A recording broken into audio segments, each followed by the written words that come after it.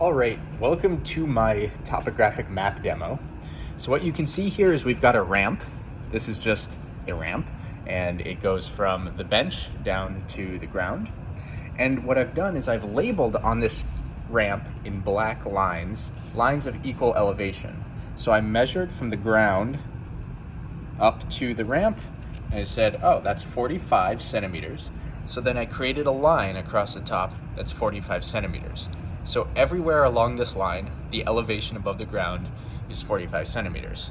And it keeps going down from there, 45, 35, 25, 15, 5. And of course the ground down here is at 0 centimeters above the ground. So these black lines are lines of equal elevation. Now, what would happen if I took a massive object, such as one of these balls, and rolled it down the ramp? Well, the motion is going to be perpendicular to the lines of equal elevation. Let's watch that again. Perpendicular to the lines of equal elevation.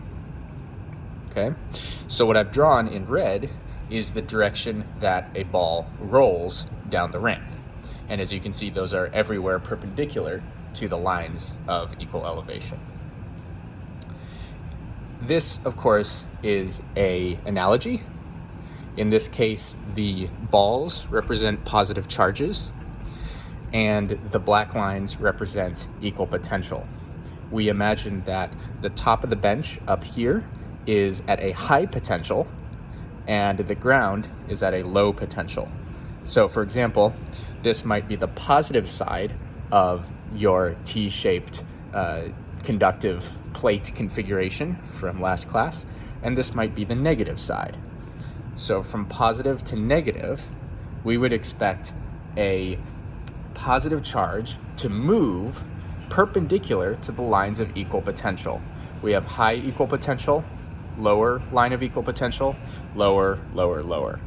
And so once again, our positive charge flows from high potential to low potential.